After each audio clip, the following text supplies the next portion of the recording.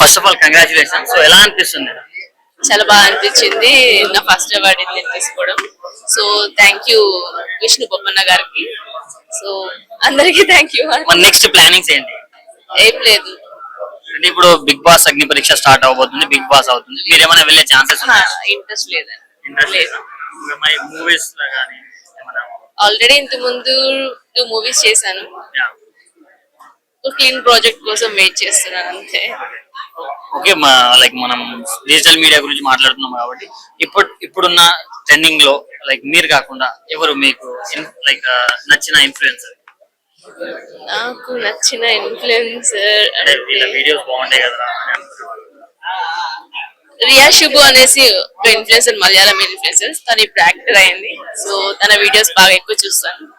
ఇది out of the box, but మన టాలీవుడ్ నుంచి మీ ఫేవరెట్ హీరో?